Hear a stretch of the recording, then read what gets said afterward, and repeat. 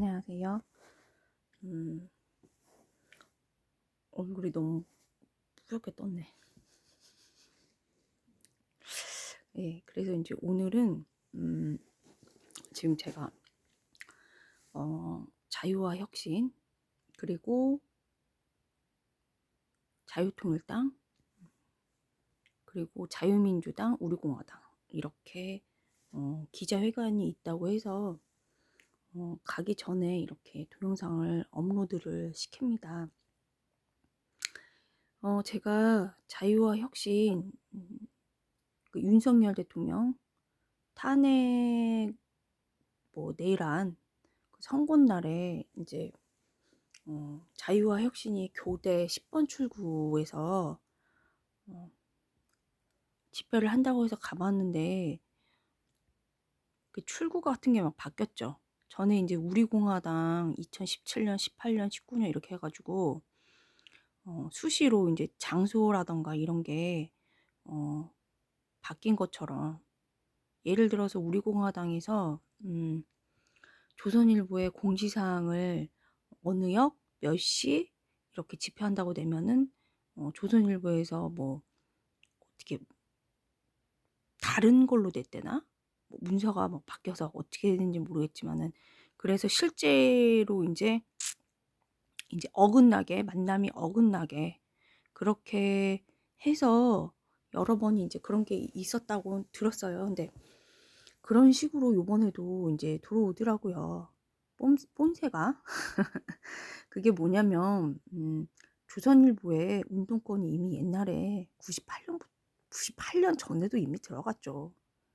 조선일보라고 해서 뭐 조중동 뭐 우리가 이제 보통 유권자들한테 얘기할 때는 이제 모르죠, 잘.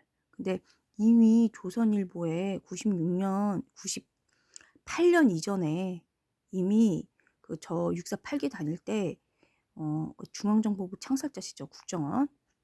창설자들이 이제 얘기를 해주셨죠. 이미 들어갔습니다. 그리고요, 이제 그렇게 교묘하게 하는 게 일반적인 수법이죠. 예를 들어서 저도 이제 국정원 창설자들이 사상 검증을 30분들이 해주셨는데, 뭐 보훈처장님이라던가 국정원 창설자 분들이라던가 아니면은 그때 98년, 99년 현직 민주평통 이렇게 위원이라던가 뭐 이런 분들, 장관이라던가 현직 장관님이라던가 해가지고 한 30분께 받았는데, 매우 사상이 특출나다고 평가를 받았었죠. 예, 너무 똑똑하다고. 이제 그래서 사실 이제 그래서 이제 그런 권위로 말씀드리는 거예요. 그래서 말씀을 드리는데, 얘네들이 흔한 수법이죠. 왜냐면 저도 이제 당해본 게 있으니까. 그러니까 전혀 운동권을 모르다가 걔네 하는 게 이제 거기 한총련에서 이제 제가 이제 걔네들은 위장 취업도 잘하죠. 위장 결혼도 잘하고, 위장 이혼 같은 경우에는 요즘에는 뭐 꼭 걔네들이 아닐 뿐더러 많이 하죠. 좌우 안 가리고. 위장 결혼 누가 못해? 위장 취업도. 그러니까 이제 위장 취업은 걔네는 이제 조직 만들려고 이제 많이 들여보내지죠. 했는데 제가 이제 저도 이제 뭐 위장으로 들어간 건 아니고 확인 탐색하려고 들어간 건 아니고요. 어떻게 엿을 먹이냐면은 지금처럼 장소와 일시를 변경을 시켜서 못 만나게 하는 거. 그러니까 저한테는 예를 들어가지고 제가 우리나라 해학에 대해서 이제 궁금한 게 있어가지고 탈패를 잠깐 있었는데, 거기가 참 운동권으로 굉장히 유명한 데예요. 그래가지고 있는데 한총련에 이제 그 있던 그 탈패 회장이 탈을 가르쳐 줄 테니까 저보고 오래요. 몇 월 몇 시에. 근데 갔는데 그걸 운동권이라는 건 알고 있었기 때문에 그 여자가 있을 만한 그 자리, 그러니까 그 자리에서 무슨 회의를 해요. 바깥에서 길거리에서. 근데 회의를 하는데 거기에 있을 것 같아서 가 봤어요. 거기로 오라니까 가 봤어요. 그러니까 쟤는 인제 19 살이고 어리고 그러니까 몰라 20 살이고 그러니까 모르니까 이제 오라니까 탈을 가르쳐 준다니까 가 봤죠. 갔는데 음 저를 처음 본 여자가 인제 한 청년 어 중간 정도도 아니고 데모하는 데 역할 배분하는 그런 여자예요. 저를 인제 저도 그 여자를 처음 보고 저도 그 여자도 저를 처음 보는데 저를 지목을 제가 인제 그 탈피 회장을 찾으러 갔는데 저를 보자마자 딱 지목을 하면서 역할 배분하는 그 한총련 그 데모 역할 배분하는 여자가 저보고 그 앞에서 데모할 때 혼란 전술을 네가 쓰래. 그러고서 회의 끝났습니다. 이상입니다. 그런 거예요. 저는 너무 벙쪄 가지고 처음 본 사람이 저도 처음 보고 근데 그 여자는 날 안 거죠. 저는 인제 그 한총련 네 소속된 그 탈피 회장을 보러 간 거기 때문에 그 운동권 회의하는 건지는 알고 있었거든요. 그래서 인제 갔는데 그런 식인 거예요. 그러면 제 3 자가 봤을 때는 어떤가요? 제가 한총련 멤버로 보이죠. 그러고 인제 뭐 저 미행도 하고 6489로 전화로 하고 747에 6408로 전화도 하고 그러니까 전화도 수시로 해 가지고 개소리하고 끊고 이러니까 그러고 하니까 저는 인제 그런 게 여러 건이었거든요. 그러니까 이제 사상 검증을 6489 할아버지들한테 받게 된 거죠. 누가 보면 제가 조직원이잖아 한총련. 그죠? 그러니까 이런 식으로 교묘하게 하는데 전향이란 거는 하기가 굉장히 어려워요.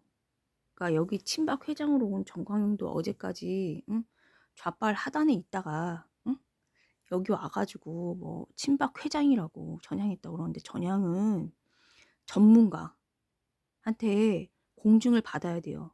자기 주장으로 전향했다는 거잖아. 응? 그건 자기 주장이지. 그리고 여기 와서 사기치는 거거든요. 위장 취업한 거예요, 한마디로.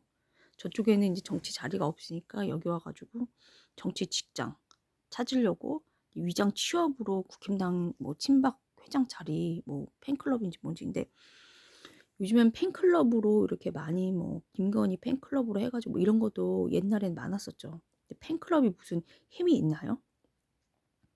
팬클럽은 그 사람 팬으로서 물건도 사 주고 뭐 이런 정도지 무슨 뭐 거기서 무슨 권력이 나오나요? 무슨 정치 표는 되겠죠. 표. 근데 표가 뭐 몇 표 되나요? 찍던 사람이 계속 찍습니다. 그 이유는 제가 인제 사상 검증 종류로 해 드릴게요. 노무현이 자살했잖아요. 자살을 했잖아요.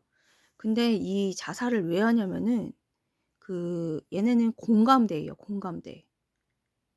감성이 같은 거. 응? 감성이 같은 거. 그러니까 예를 들어 갖고 자살한 연예인이나 이렇게 있으면은 노무현이 자살했기 때문에 표로 흡수하기 쉬워요.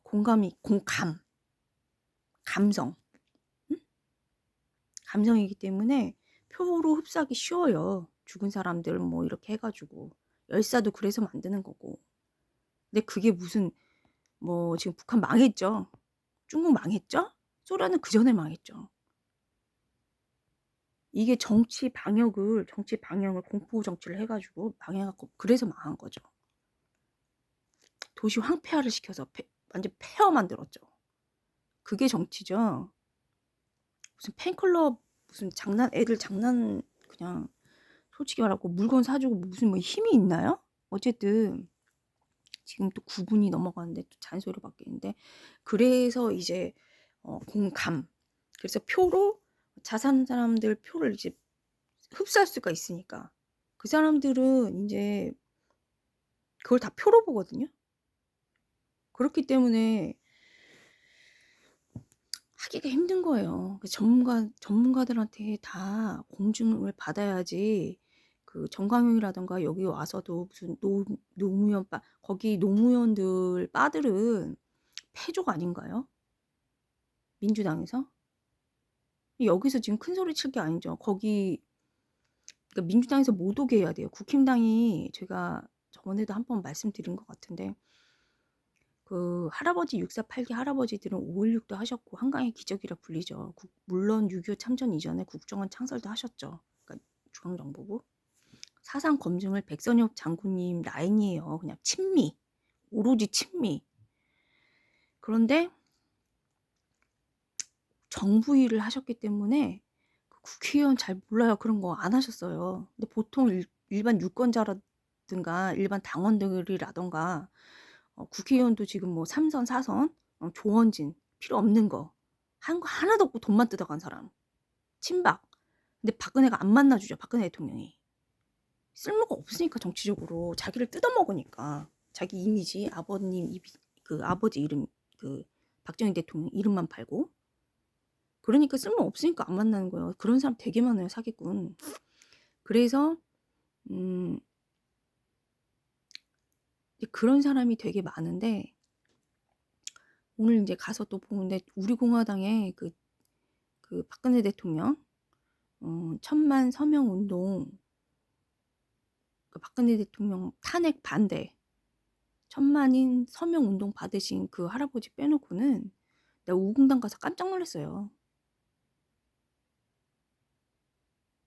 무슨 젊은 애들을 감빵을 보낸다나 자기 대신에 저 6세 8기한테 그렇게 안 배웠거든요. 좌빨이 정신이거든요. 그게. 근데 군복 입고 그런 말해. 우리 공화당. 그 관계 깊은 사람이에요. 그런 사람이 쭉 나열돼 있다고 생각해 보세요. 그러니까 지금까지 아무것도 안 한 거야. 사기친 거야 그냥 태극기 집회한테. 명예나 더럽히고. 그래서 어쨌든 다시 언론으로 돌아와서 12분이니까 끊을게요.